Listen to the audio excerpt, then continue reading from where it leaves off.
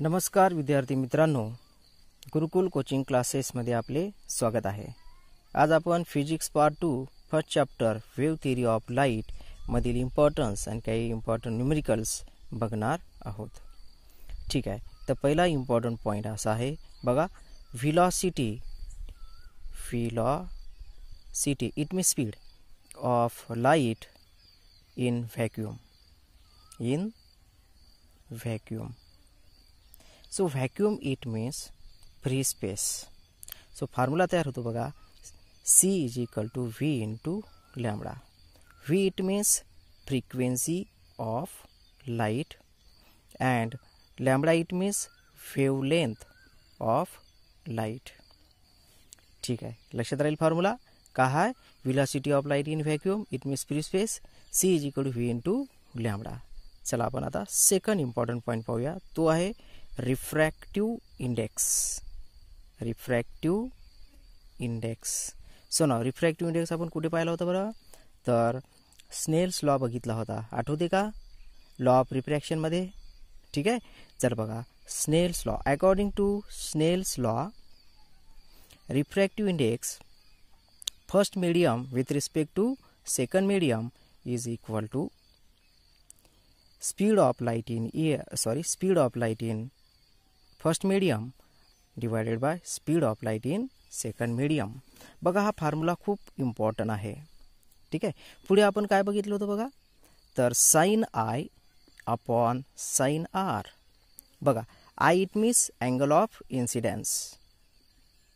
ठीक आहे, काय बघितलं होतं आपण, अँगल ऑफ इन्सिडेंस. ठीक आहे, त्यानंतर आपण बघितलं होतं बघा, आर म्हणजे काय, तर अँगल ऑफ रिफ्रॅक्शन. लक्षात येईल तुमच्या. ठीक आहे, बघा हा फॉर्म्युला अजून आपण चांगल्या प्रकारे समजून घेऊया. Refractive index glass with respect to air it means speed of light in air upon speed of light in glass. हा फॉर्म्युला पुढे अजून आपण वाढवल्यास काय मिळतं बघा, V into lambda A. Lambda A it means wavelength of light in air upon V into lambda G. Lambda G it means wavelength of light in glass. बघा, इथे लाईट हा ट्रॅव्हल एअर टू ग्लास करत आहे. ठीक आहे, म्हणजे medium change आहे बघा, एअर टू ग्लास आहे की नाही. मीडियम चेंज होत असताना सुद्धा फ्रिक्वेन्सी मात्र इथे बदललेली नाही आहे. याचाच अर्थ असा की फेन लाईट इज ट्रॅव्हल, नीट लक्ष द्या, when light is travel from one medium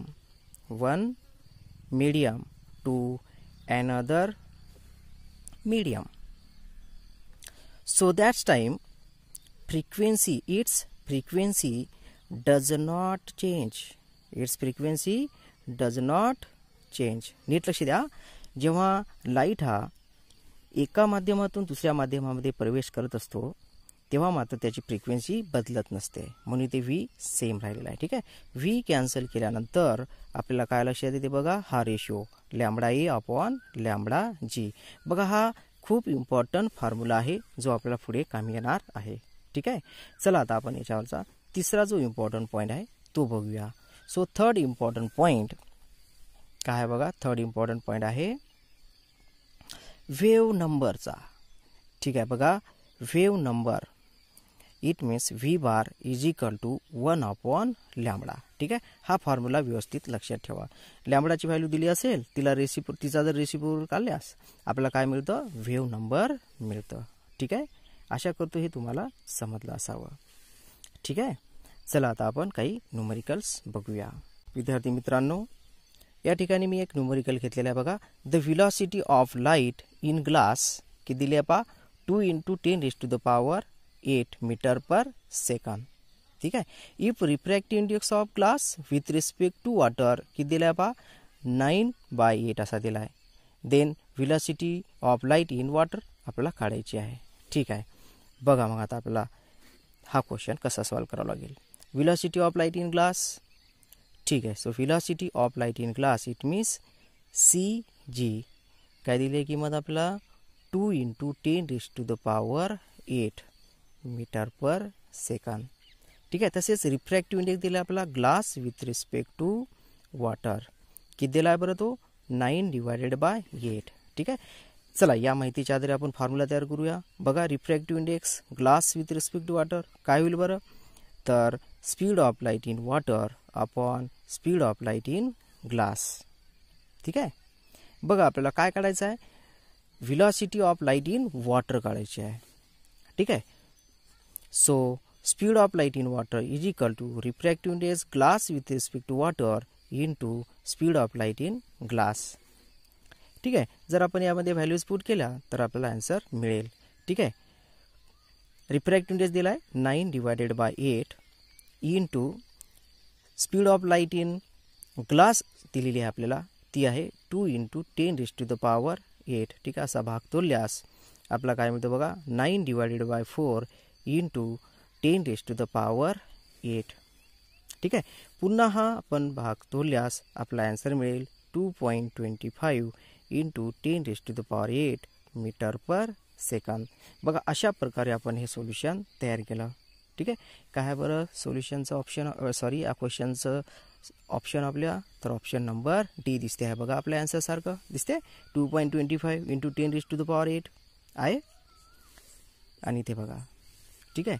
चला तर मग या क्वेश्चनवरती व्यवस्थित अभ्यास करा. ठीक आहे. आता आपण जाऊया पुढील क्वेश्चनवरती.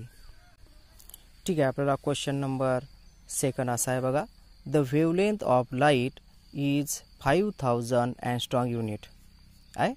ठीक आहे. काय काढायचं आहे, फाइंड द वेव्ह नंबर. बघा आपला वेव्ह नंबर काढायचा आहे. वेवलेंथ दिलेली आहे. फॉर्म्युला काय आपला वेव्ह नंबर म्हणजे V bar is equal to 1/λ. ठीक आहे. चला तर मग आता आपल्याला लॅम्बडा या ठिकाणी दिली आहे. बघा लॅम्बडा कशी दिली आहे, तर 5000 अँगस्ट्रॉम युनिटमध्ये आहे. ठीक आहे. तुम्हाला माहीतच आहे की 1 angstrom unit it means 10⁻−10 metre होतात ते. ठीक आहे. चला मग आपण ही व्हॅल्यू व्यवस्थित मांडूया.